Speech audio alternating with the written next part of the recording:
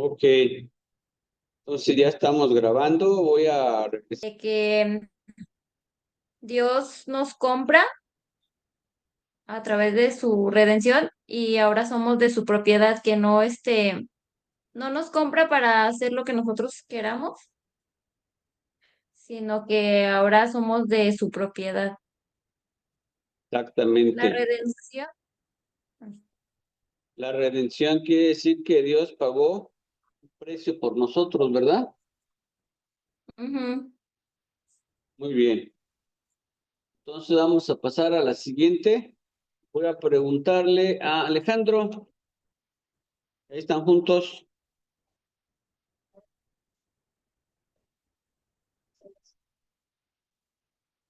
Ah, voy a dejar regresar.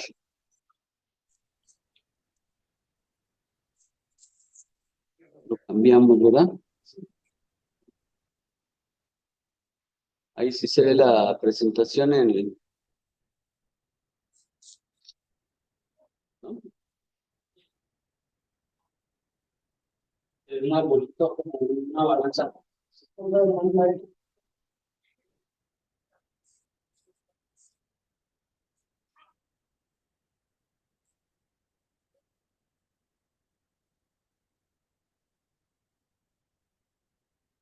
Ahí sí. Ahí está. Ok. Entonces ahora sí, Limón. Dice que hablamos hace un Este, momento de que la nación, este, no sé si te acuerdas de esta diapositiva. sí, pues el primero la redención que Esme ya lo explicó. La ley que dice que es la constitución e identidad de la nación y el centro de adoración que vendría siendo como como dice la diapositiva, el centro de gobierno a lo que se basa la nación para poder regirse. No es una nación que se lleve por leyes humanas, sino por leyes divinas. Y otra cosa que yo anoté dice que construcción del Estado durante 200 años. Ok. Bueno, vamos a pasar ahora a la siguiente. Hablamos algo que habían sido libertados de los de la esclavitud de Egipto, la redención, y hablamos sobre Moisés. Juan José, no sé si está por ahí, Juan José.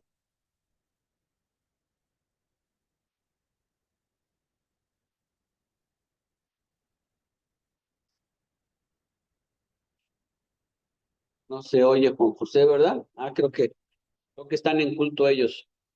Entonces vamos a pasar a No Marta. está. Marta Susana, ¿qué nos puedes decir que hablamos de Moisés?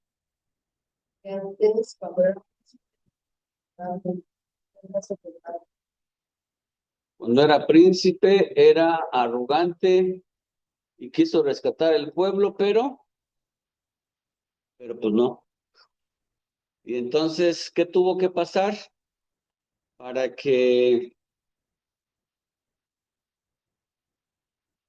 a ver si está Yolanda Toledano Juárez, qué tuvo que pasar para que Moisés cambiara su forma de pensar?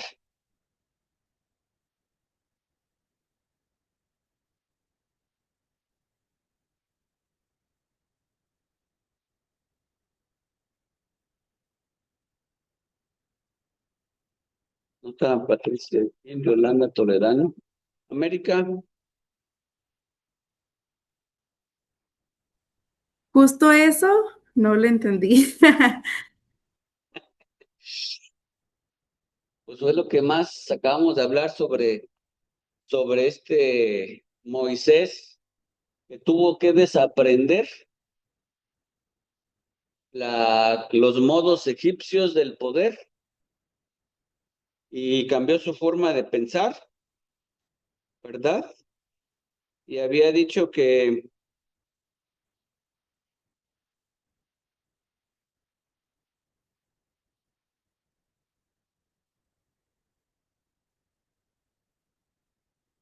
Saber quién más está. Belinda Castellanos.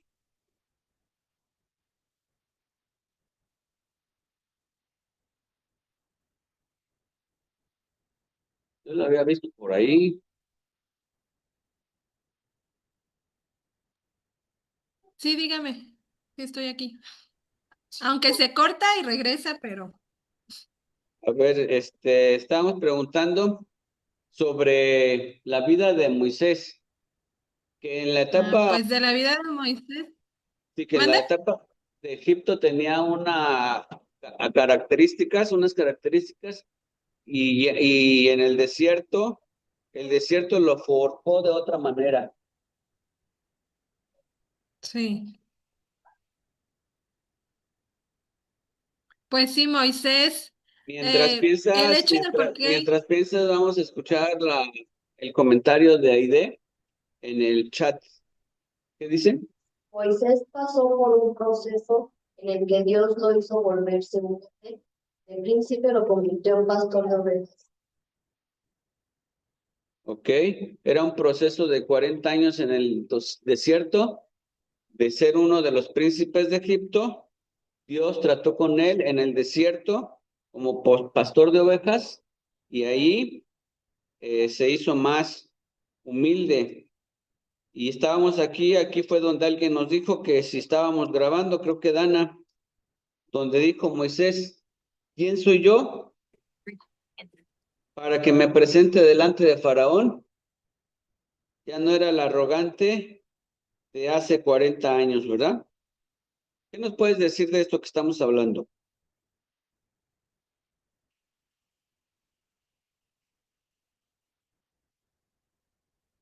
Ay, dice que se va ¿a quién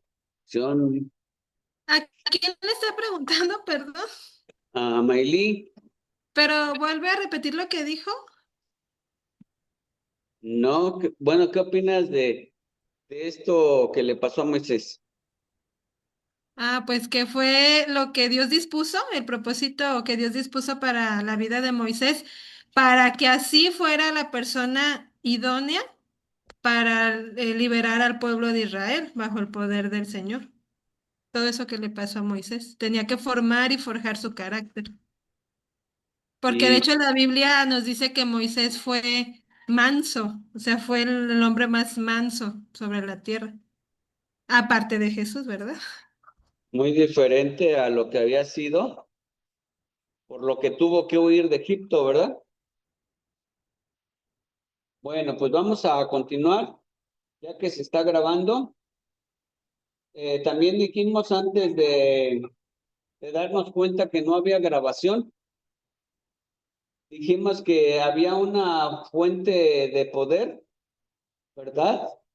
Este, espectacular, que sacó a Israel del dominio egipcio, y esa fuente de poder no estaba en una persona, no estaba en Faraón, no estaba en Moisés, sino que esta fuente de poder estaba en Dios.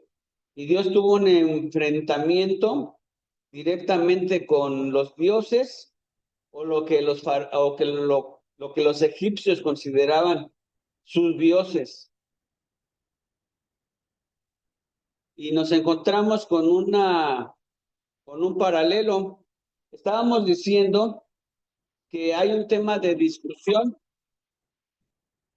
que en una porción de la Biblia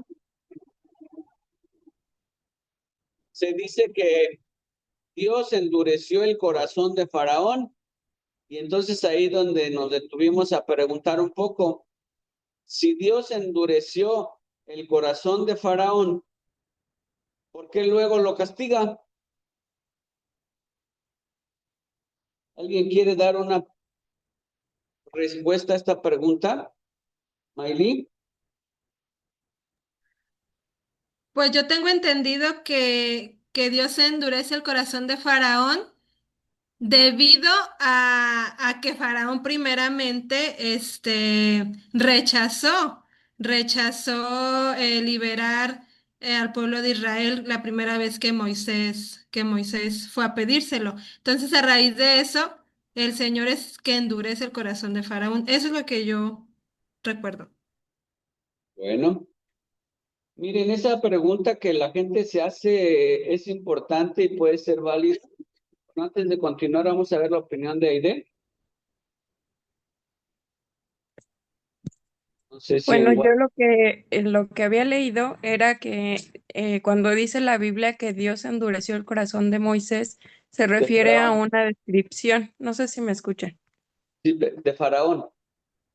Ajá, sí, perdón, de Faraón, que era una descripción de lo que ya estaba en el mismo corazón de Faraón, que él no quería dejar ir al pueblo de Israel, era soberbio, era arrogante, y pues de alguna manera Dios se lo permitía, y a eso se refiere con que endurecía su corazón, porque cada vez que iba Moisés a hablar con él, decía, bueno, sí, y después lo pensaba se arrepentía y se volvía a endurecer más y decía, no, no los voy a dejar ir. Bueno, era lo que yo había leído, no sé si sea lo correcto. Gracias. Sí es, gracias por sus opiniones y por su participación. Exactamente es lo que comentan. Si uno lee el libro de Éxodo con mucha atención, se va a dar cuenta que se ve un patrón. En varias ocasiones se dice explícitamente que Faraón endureció su corazón. Este Faraón del Éxodo era un gobernante que soberbio, como se mencionó ahorita, orgulloso, arrogante, y no aceptaba que nadie le dijera lo que él tenía que hacer. De hecho, es el faraón que mandó la matanza de los niños. Era un faraón con un corazón terrible y lo único que estaba sucediendo es que Dios estaba permitiendo que se pusiera de manifiesto el carácter, las actitudes de este faraón. Entonces, lo que realmente estaba sucediendo es que Dios en su soberanía permisiva da la oportunidad de que la maldad de Faraón simplemente lo alcance. Se puede ver, por ejemplo, en el capítulo 8, versículos 15 y 32, la intervención divina que saca a la luz lo que realmente había en el corazón de Faraón, una postura que el propio Faraón ya había elegido de antemano. Vamos a ver la opinión de Roberto. Sí, pastor, dice que Dios ya le había dicho a Moisés de antemano que Faraón no iba a dejar ir al pueblo hasta que fuera forzado, y ahí iba a demostrar que Dios utiliza la propia maldad de Faraón ya existente para cumplir su plan de redención. Dice que el endurecimiento por parte de Dios fue una respuesta a la rebeldía persistente de Faraón, permitiendo llevar su obstinación al extremo para manifestar la gloria de Dios a través de los judíos. Exactamente, gracias, mano Roberto. Y aparece en la escritura una analogía, ¿verdad? El sol que derrite la cera endurece el barro. La causa no está en el sol, sino en la naturaleza del material que recibe el calor. El mensaje divino simplemente intensificó la terquedad que ya residía en Faraón. La responsabilidad final de la respuesta es del Faraón, que ya tenía un corazón endurecido y las plagas solo manifestaron lo que había en su corazón. Así que todo este despliegue de poder manifestado en las plagas, el enfrentamiento no era solo para sacar al pueblo, era para que quedara evidencia, era para que quedara un testimonio legal de lo que Dios estaba haciendo con su pueblo. Un testimonio claro, con un mensaje definido. Fuimos salvados por el poder de Dios. El clímax más importante, la manifestación más poderosa del poder de Dios se encuentra en el evento cuando cruzaron el Mar Rojo.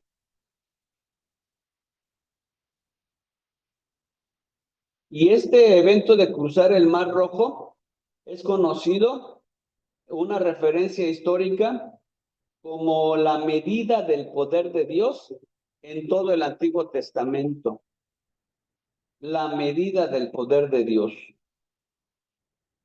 Es interesante cómo esa idea resuena más adelante también en el Nuevo Testamento. Pablo usa una lógica similar en la carta a los Efesios, pero dice que la nueva medida del poder de Dios no es sacar a un pueblo del mar, sino levantar a Cristo de entre los muertos. Es un paralelo directo. Conecta el poder redentor a través de la narrativa, mostrando una coherencia impresionante. Un poder que saca de la esclavitud física en Egipto y un poder que saca de la esclavitud espiritual de la muerte. Entonces, tenemos a un pueblo que fue rescatado. Dejaron Egipto atrás de una manera espectacular. Ahora este pueblo está en el desierto, al pie del monte Sinaí. Tienen la libertad, pero no tienen una nación. Ahora surge la pregunta, ya fuimos rescatados de la esclavitud de Egipto, y ahora, ¿cuál es el paso siguiente? ¿Cómo se empieza a construir un país? ¿Cómo se empieza a construir una nación? Desde cero. Se empieza con una ley fundamental, es decir, con una constitución. Y aquí es donde la historia da un giro. Pasa de ser un relato de aventuras a un tratado de ciencia política.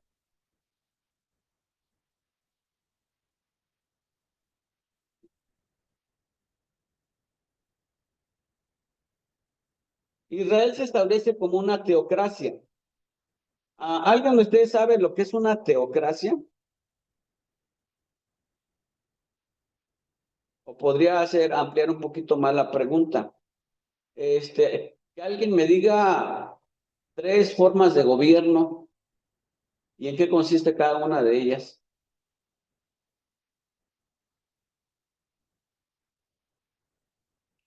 Ya se fueron, creo. ¿Nadie?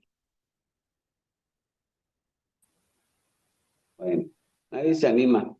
Les voy a mencionar, por ejemplo, algunas. La democracia, que es el gobierno que tenemos nosotros en México, es el gobierno del pueblo. El pueblo debe elegir a través de votos a sus gobernantes. En una teocracia, el gobierno es de Dios. Dios es el que gobierna sobre la nación. En una monarquía, un rey o una familia real es la que gobierna sobre el pueblo. Dios quería para el pueblo de Israel una teocracia. ¿Qué quiere decir esto? Que Dios quería ser el rey sobre su pueblo. Un gobierno donde Dios es el rey directo.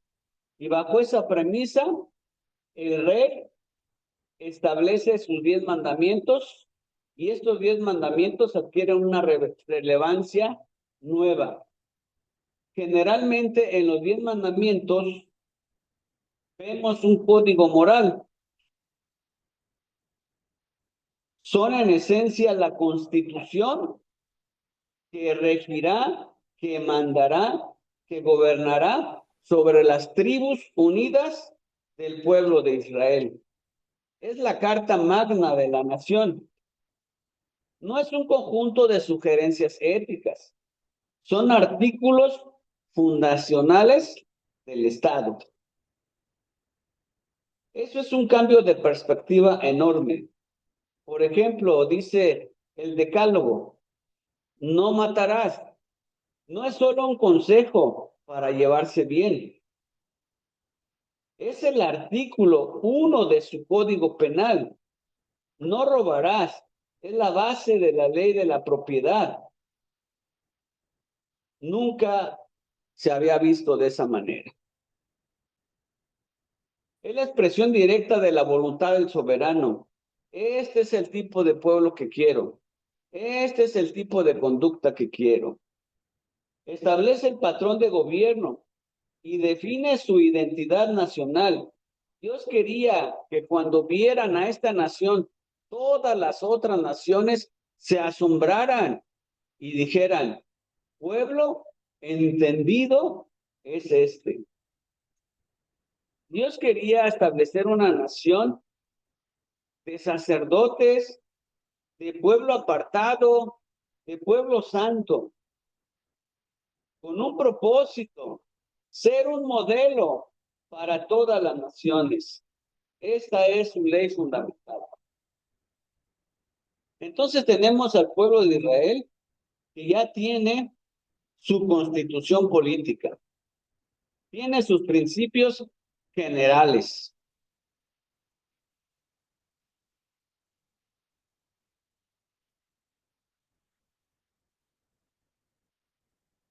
Pero una constitución no sirve de mucho en el día a día si no tiene leyes para aplicar. Es decir, honra a tu padre y a tu madre. Y otra cosa muy diferente es decir, si haces esto, pueden venir estas consecuencias. O por ejemplo, una cosa es decir, que debes respetar la propiedad de tu prójimo o decir, no robarás. Y otra cosa es decir, si tú le quitas a alguien algo, va a haber estas consecuencias. Entonces Dios estableció primero una ley moral, pero más adelante también les estableció una ley civil. Y esta ley civil se detalla en los capítulos 21 y 23 de Éxodo. Este es el código operativo. Es el reglamento de la Constitución. Y aquí hay una distinción técnica que es crucial. Una norma sin una sanción, pues, ¿cómo se va a corregir el pueblo? Esta legislación civil es la que añade la consecuencia de las penalidades, las directrices específicas para todo, donde un pleito entre vecinos por un toro hasta las leyes laborales. Es lo que se traduce los grandes ideales de santidad, justicia, regulada y aplicable.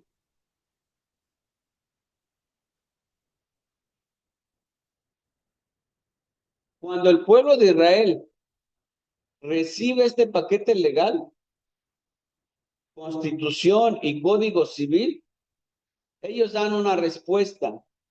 Están como emocionados y llenos de confianza. Y el pueblo grita al unísono.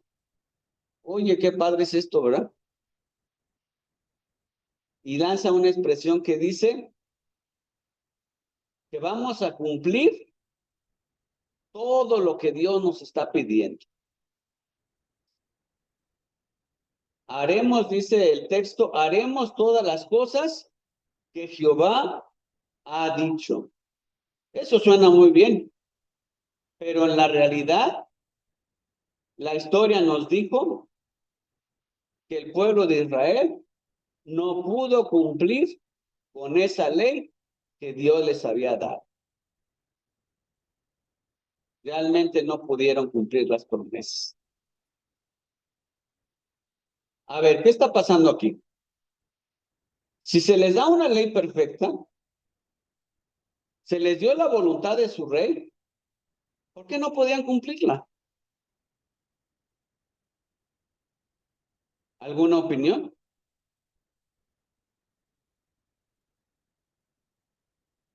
Pues, perdón, sí. ¿Puedo hablar? ¿Quién es? ¿Diego? ¿Mande? Sí, así es. Adelante. Perdón. Supongo pues que era porque venían de la esclavitud y no querían, sentirse obligados a hacer algo y querían sentir la libertad, pero pues como Dios ya les había impuesto leyes, a lo mejor ellos por rebeldía no las quisieron atender. Bueno, ahí tenemos la opinión de Diego. Pero si nosotros analizamos a la luz del Nuevo Testamento, a la luz del Nuevo Testamento nos vamos a dar cuenta que siglos después, el Nuevo Testamento dice que no pudieron cumplir con esta constitución, con esta ley, porque la ley era espiritual, pero el pueblo era carnal. Había una incompatibilidad fundamental. Y esto plantea una pregunta aún más grande. Si desde el principio se sabía que iban a fallar, ¿para qué darles una ley imposible de cumplir? Entonces, ¿cuál es el verdadero propósito de la Constitución? Juan José García.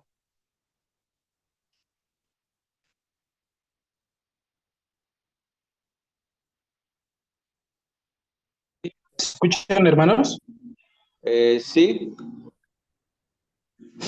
Bueno, primeramente retomando el primer comentario de Diego, que pues en parte creo que es muy acertado, en el mismo Éxodo se nos habla de ciertas situaciones en donde a pesar de que el pueblo había presenciado la gracia de Dios al cruzar el mar, siguieron encontrándose con situaciones complicadas y seguían dudando, casi inmediatamente aclamando a Moisés para tener una respuesta válida, ¿no? Este miedo y esta incertidumbre, incluso llegaron a decir que a qué los había sacado Dios de Egipto, sino a morir en el desierto.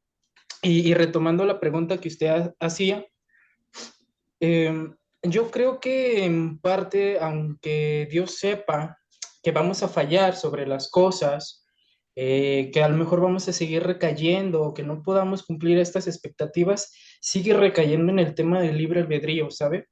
Este tema de se te da la oportunidad, se te da este camino a escoger, aún sabiendo que muy posiblemente vas a escoger el otro camino.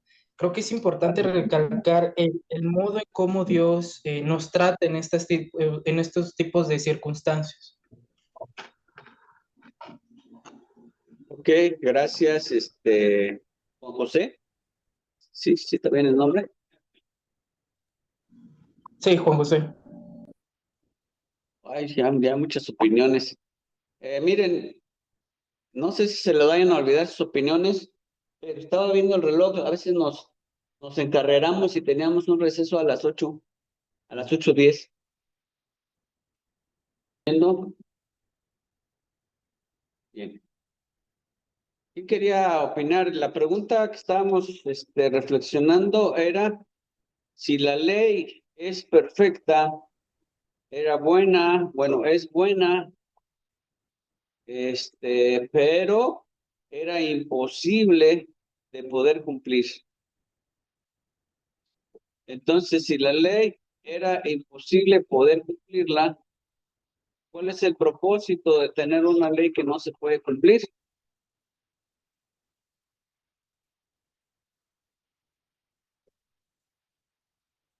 Natalie,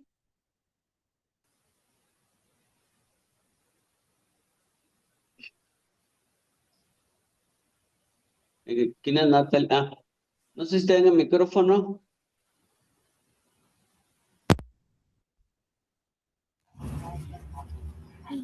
Bueno, si me escuchan ya, ¿verdad? Creo que ya. Sí. Ok, buenas noches, perdón. Bueno, considero que esta parte también era fundamental dentro del plan de redención, porque no solamente era libertar al pueblo de Israel de un lugar geográfico y de una situación pues física, sino que era necesario que se pusiera esa ley para que cumpliera el plan de que fuéramos redimidos espiritualmente y que esta redención y salvación se extendiera no solo al pueblo de Israel, también a todas las naciones y pues nosotros pudiéramos entrar dentro de la iglesia. Amén. Gracias, hermana Natalie. Exactamente, el objetivo principal de la ley no era que se cumpliera a la perfección para poder ganarse el favor de Dios. La ley tenía 3 funciones al menos. Y la primera ley es que tenía una función pedagógica.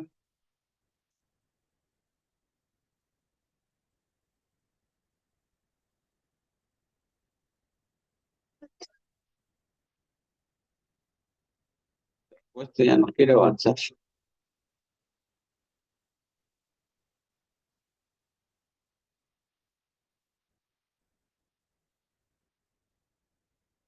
Mientras nos trabamos, hermano Roberto. Sí, pastor. Bueno, fue fue para revelar el carácter de Dios, creo. Las leyes. Las leyes se mostraron para mostrar que las leyes, que es justo, santo y reflejando el carácter de Dios. Dios le dio las leyes para diferenciar a Israel de otras naciones, a pesar de la incapacidad de que fueran a cumplirlos, se les dio para guiarlos, por la necesidad de un Salvador y para hacer, para hacer evidenciarlo, algo así. Gracias, hermano. Y aquí también tenemos con fundamento bíblico 3 funciones de la ley. Antes de analizarlas, vamos a ver la opinión de Aide.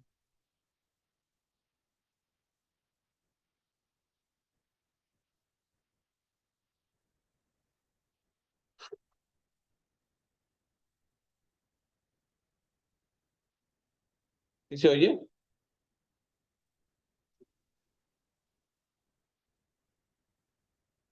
Creo que Aide tiene el micrófono apagado. Sí, lo tiene silenciado. Gracias. Según yo lo silencié, pero cambié rápido el texto. Ya, no me fijé que no se prendió.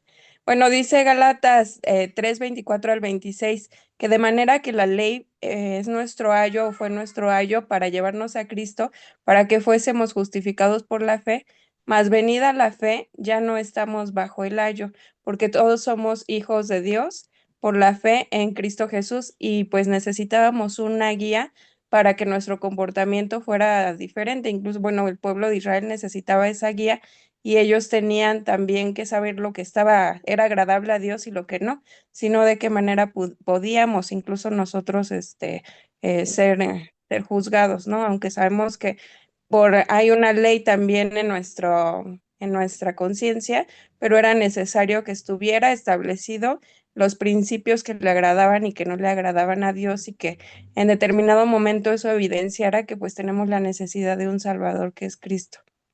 Gracias. Ya Aide ya nos terminó la clase. Exactamente, la ley actúa como un ayo, y esta palabra ayo es una palabra griega que se usaba para el tutor o guardián, el que se encargaba de llevar al niño a la escuela. Dice Gálatas que la ley era la encargada de llevar a Israel a la escuela de la santidad. Les mostraba el estándar perfecto de Dios, un ideal absoluto, inalcanzable para las personas que viven de manera carnal. La segunda función de la ley es la función judicial. Su objetivo era, y esta es una frase fuerte que viene en la carta a los romanos, cerrar toda boca. La ley funcionaba como un fiscal perfecto. Demostraba de manera legal e irrefutable la transgresión de toda la nación, poniendo a toda la nación bajo el mismo juicio. Nadie podía levantarse y decir, yo soy perfecto, yo soy suficientemente bueno. No es así. La ley tenía en esta función judicial eliminar cualquier excusa. Por eso allá la carta a los romanos dice, por lo tanto eres inexcusable, hombre, quien quiera que seas. Y la tercera ley, la tercera función de la ley es la función instructiva. A pesar de sus cientos de estatutos, la ley enseñaba que todo su complejo sistema se debía resumir en dos principios. El primer principio era amar a Dios por encima de todas las cosas, y el segundo principio, al prójimo como uno mismo. Y es que el verdadero cumplimiento de la ley no era obediencia mecánica, sino que, como dice Pablo, el cumplimiento de la ley es el amor. Esta constitución, imposible de cumplir, funcionaba como un mecanismo para generar humildad. Al confrontarlos con el ideal que no pueden alcanzar, genera orgullo. No genera orgullo, sino una necesidad constante de algo más, de buscar perdón, de buscar un sacrificio, de buscar un mediador. Conecta la vida civil y política directamente con una necesidad espiritual. El sistema legal estaba diseñado para que buscaran una solución fuera de ese sistema legal. Y esa solución nos lleva al último pilar de la nación y el centro del gobierno y de adoración, es decir, el tabernáculo. Es decir, que tenemos que abandonar lo carnal, lo natural y dirigirnos hacia lo espiritual. El tabernáculo. Normalmente lo imaginamos como una especie de iglesia portátil, un lugar de rituales. Pero si seguimos la lógica de que Israel es una nación, Israel es una teocracia, entonces el tabernáculo debe ser algo más. Si los 10 mandamientos son la constitución, el tabernáculo es el palacio de gobierno, la Suprema Corte y el Archivo Nacional, todo en uno. Era literalmente la residencia oficial del soberano en medio de su pueblo. Los distintos nombres que recibe el tabernáculo revelan sus múltiples funciones. Por ejemplo, se enseña que el tabernáculo era una morada. Y no es un concepto abstracto. Morada se refiere a que ese lugar era el domicilio legal de Dios. Allí estaba la presencia de Dios. Tenía una dirección, y la dirección era el centro del campamento. Si se necesitaba una audiencia con el rey, el pueblo sabía a dónde se tenía que ir. Luego también al tabernáculo se le llamó tienda de reunión Era el punto de encuentro oficial, el canal diplomático, por así decirlo, el lugar donde podía haber comunicación, el cielo y la tierra, donde Moisés y los líderes recibían instrucciones directas del jefe de Estado. También el tabernáculo era el lugar del arca del testimonio. Se refiere a las tablas de la ley. Los 10 mandamientos estaban guardados dentro del arca del pacto, en el corazón del tabernáculo.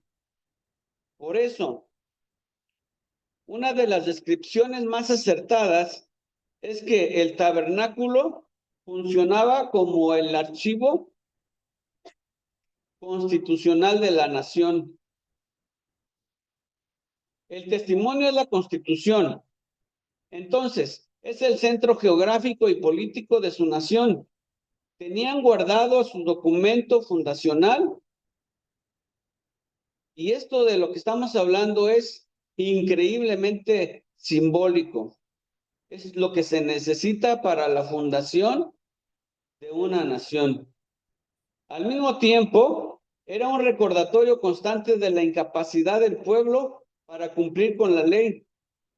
Era la prueba física de que los términos del pacto, y también finalmente se llamaba santuario, que significa lugar santo, enfatizando que la autoridad que emanaba de allí era sagrada e inviolable.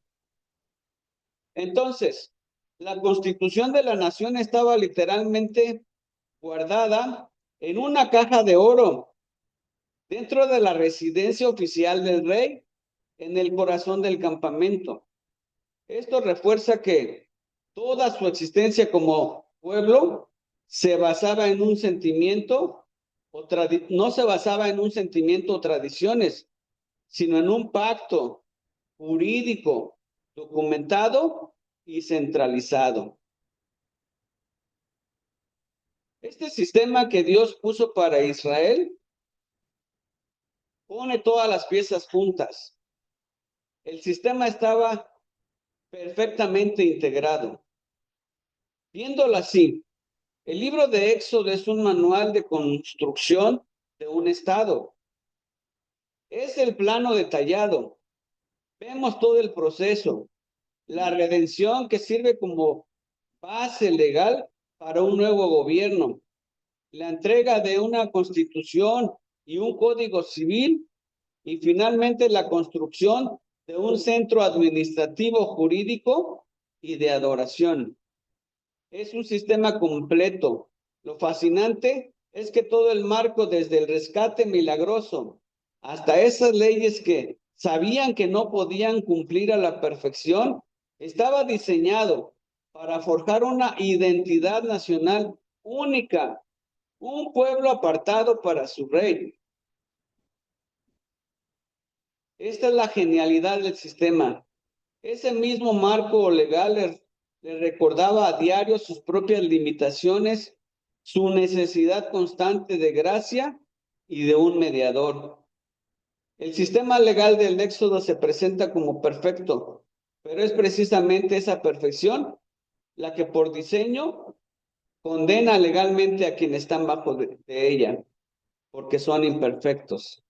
Si un sistema jurídico se diseña no solo para gobernar, sino para también revelar la incapacidad de sus ciudadanos para cumplir a cabalidad con sus estatutos, ¿cómo nos dice eso sobre la relación fundamental entre la justicia y la misericordia dentro de ese mismo sistema?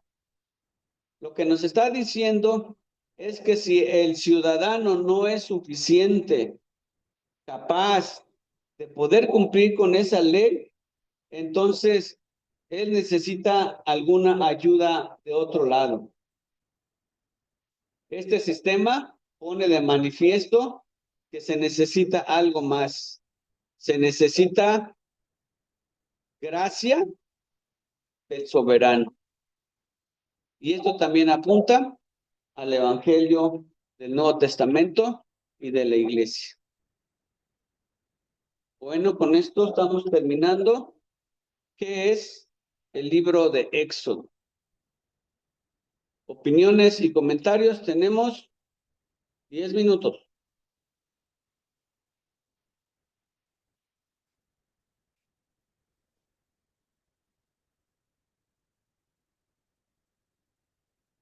Pues vemos claramente pues de que toda gobernanza necesita una ley estipulada, donde se manda pues no obligatoriamente, pero sí requerida, ¿no? La ley, a través de lo que hemos visto a través de la historia, de que la gracia de Dios ha sido fuerte y ha sido buena. O sea, el pueblo de los hebreos tuvo que haber pasado por desiertos, y esto aplica en la vida con nosotros, o sea, de nosotros diariamente. O sea, todos tenemos un Egipto dentro de nuestra vida, de nuestro caminar. Antes de entender esas leyes fundamentadas, forjar carácter, forjar un carácter y forjar tu corazón, ¿no? Para poder ser quebrantado por la ley, ¿no? Porque la ley entonces ser humildes y mansos.